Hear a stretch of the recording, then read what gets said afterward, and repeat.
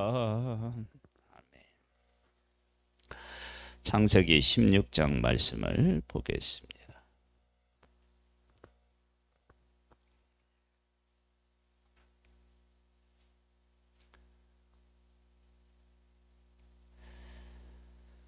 아브라함의 아내 사레는 출산하지 못하였고 그에게 한 여종이 있으니 애굽 사람이요 이름은 하갈이라.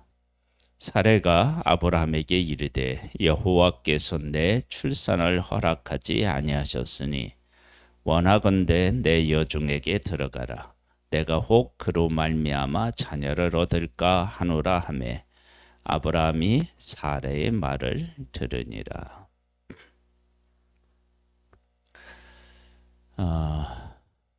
에덴 동산에서 아담은 하와의 말을 들었죠. 하와가 건네준 선악을 알게 하는 나무의 열매를 먹었습니다.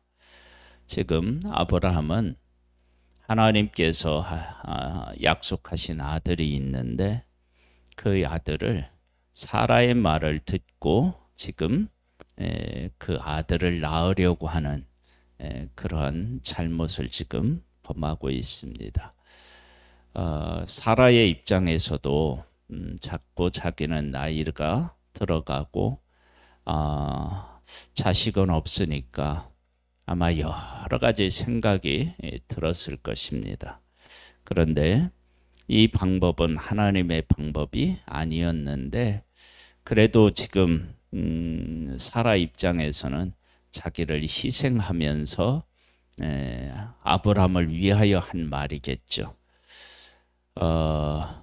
이렇게 해서 아들을 낳는 것과 아들이 없는 것, 그것을 하나님의 약속적인 측면에서 보면 아들이 없는 것이 더 바람직하고 좋습니다. 그러니까 우리가 사람의 말을 들어야 할 때도 있지만 하나님의 약속에 의해 약속일 때는 하나님 그 사람의 말을 들어서는 안 되고요.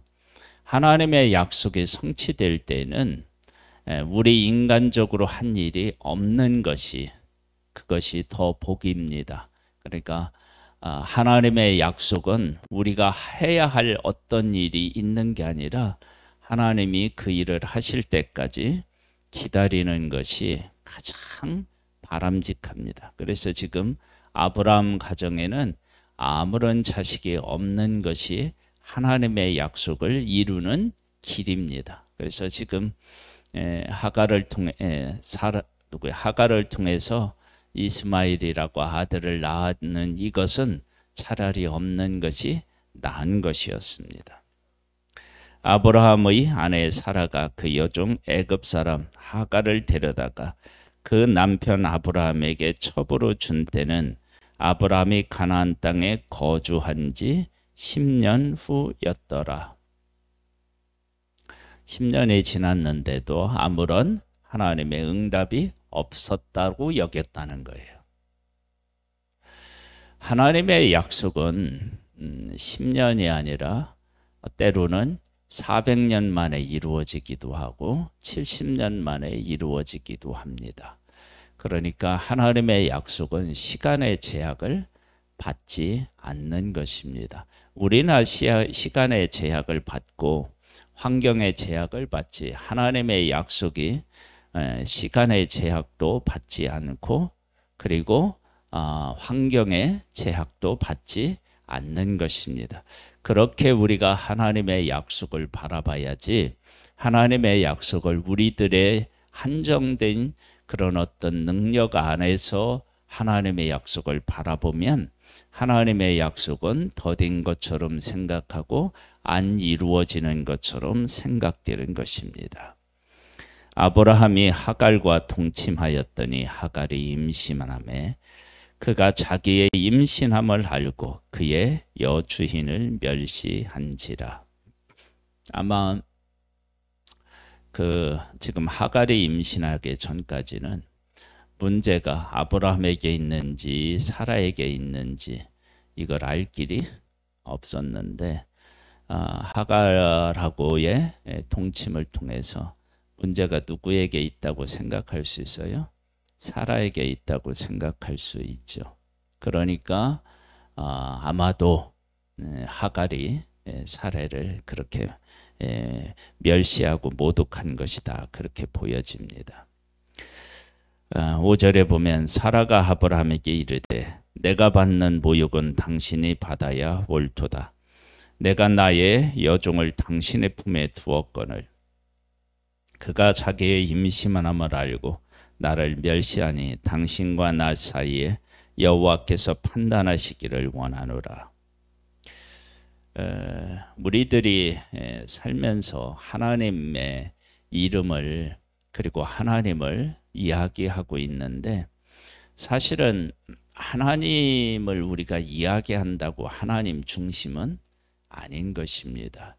그러니까 우리들이 늘 이 문제에서 깨어 있어야 됩니다. 그러니까 지금도 사라는 하나님을 이야기하고 있어요.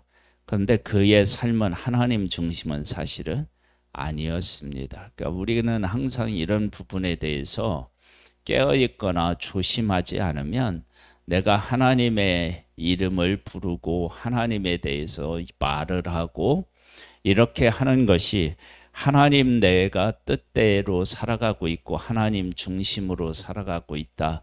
그렇게 생각할 수 있는 것입니다. 그렇지 않을 수 있습니다.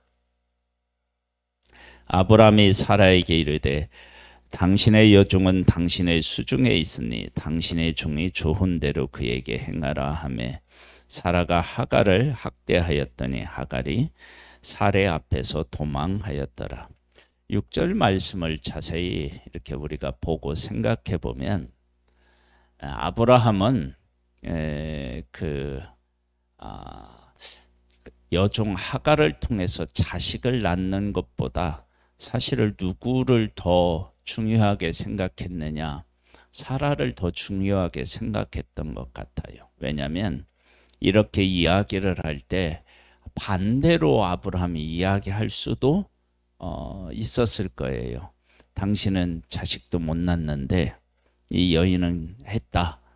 그러면서 누구를 더 그럴 수도 있느냐? 그러면 사라를 더 궁지에 몰아넣을 수도 있었을 텐데 당신 마음대로 해라. 마음대로 해서 쫓아내거나 그러면 무엇이 없어지는 거예요? 자식이 없어지는 거예요. 그런 부분에 대해서 알았을 텐데도 이렇게 이야기하는 것을 보면 아브라함이 사라의 말을 들은 것은 자기는 이대로 안 하고 싶었는데 사라가 하라니까 어쩔 수 없이 했다라고 하는 해석이 가능해지죠. 그런데 아무리 내가 누군가를 위한다 할지라도 하나님 약속을 근거로 해서 볼 때는 사람의 말을 듣지 아니하고 하나님의 약속을 기다리는 것이 가장 우리 서로를 위하는 길입니다. 다른 방법은 없습니다. 여호와의 사자가 광야의 샘물 곁 곧 술길 샘 곁에서 그를 만나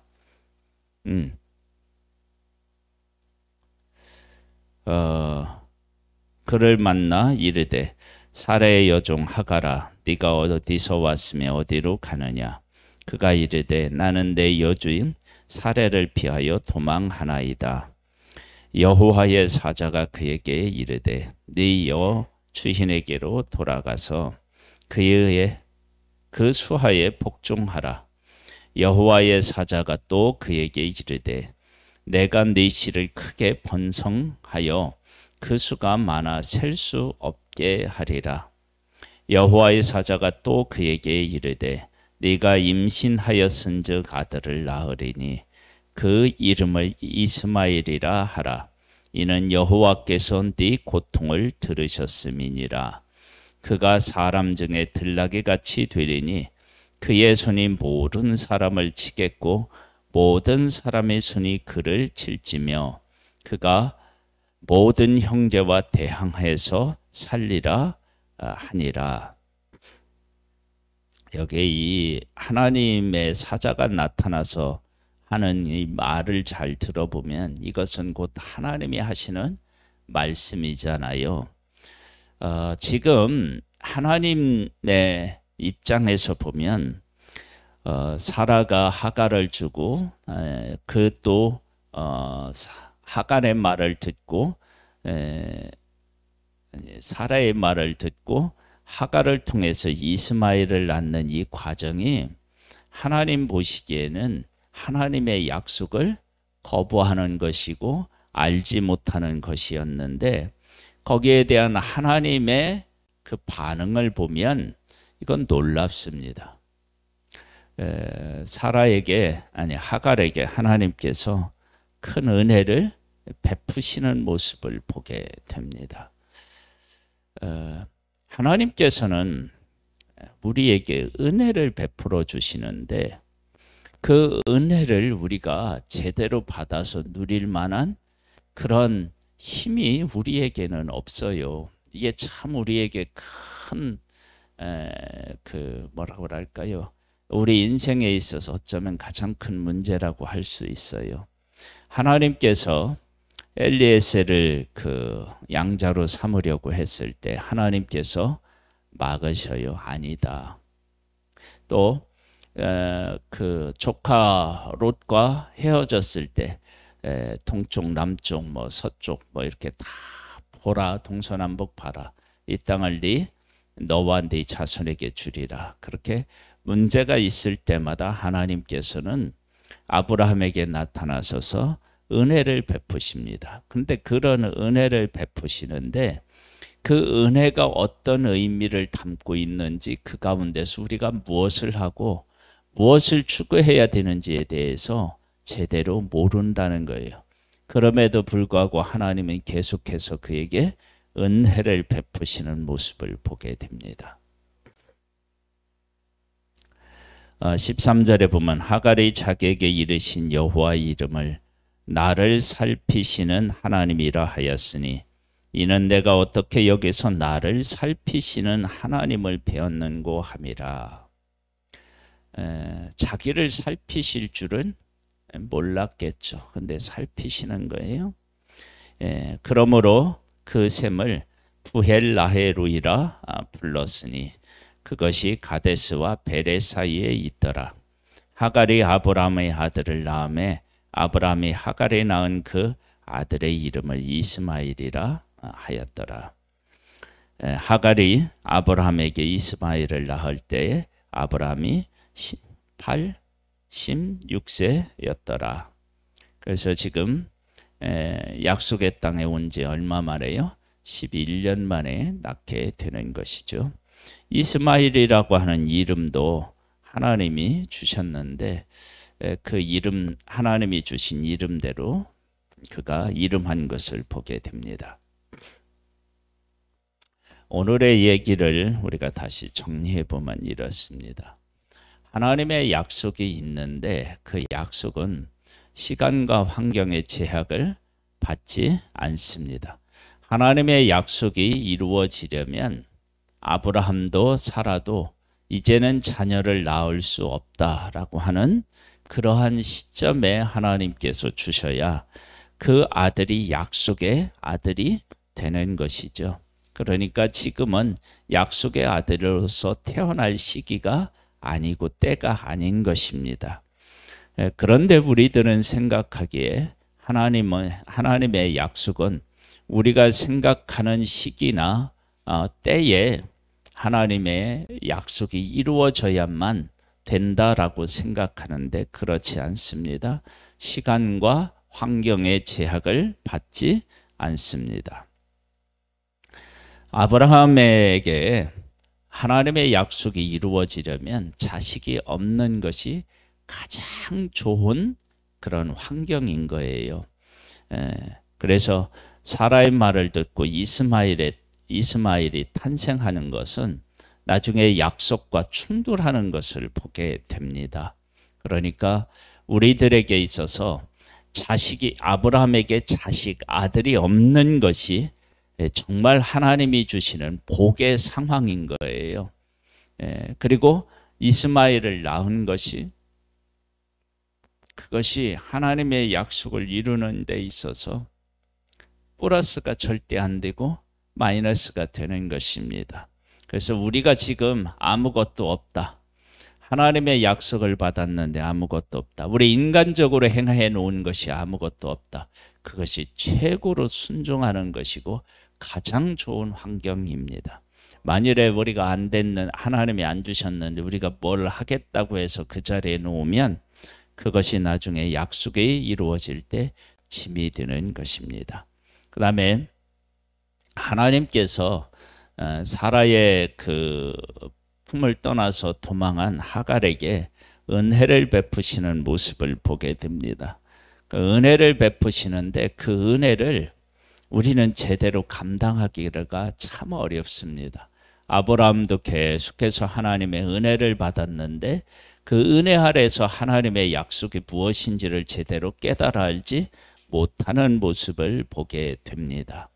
그래서 하나님은 우리에게 늘 은혜를 베푸시는데 우리 한 사람 한 사람은 하나님의 은혜를 은혜되게 받지 못하고 항상 내 생각대로 내가 판단하기에 좋은 것이다라고 하는 그런 엉뚱한 생각을 해서 하나님의 은혜를 은혜되게 그렇게 누리지 못하는 것입니다. 그러니까 아브라함과 사라는 하나님이 아무것도 주시지 않은 상태에서 어떻게 해요? 99세, 그 다음에 89세까지 기다리고 100세까지 어떻게 해요? 기다리는 것입니다. 그것이 하나님께서 베풀어 주신 은혜를 은혜되게 누리는 거예요.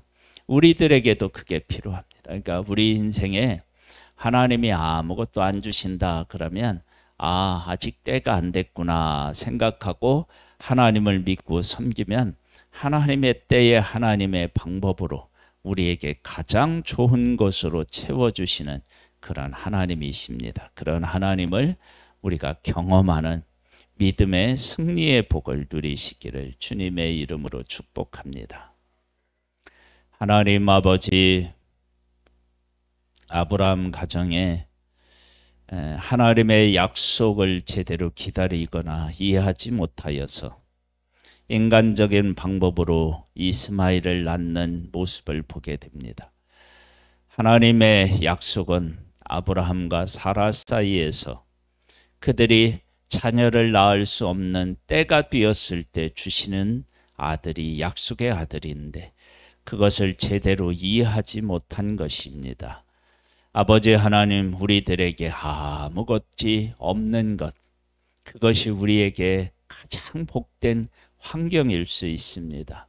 아버지 하나님, 우리가 믿음으로 살아서 하나님의 약속이 가장 복된 환경에서 이루어질 수 있도록 우리에게 믿음을 허락하여 주셔서 하나님의 약속을 기다리게 하옵소서, 승리케 하옵소서. 예수님의 이름으로 기도드립니다. 아멘. 하늘에 계신 우리 아버지요, 이름이 거룩히 여김을 받으시오며 나라에 임하옵시며 뜻이 하늘에서 이룬 것 같이 땅에서도 이루어지리이다. 오늘날 우리에게 일용할 양식을 주옵시고 우리가 우리에게 죄 지은 자를 사하여 준 것 같이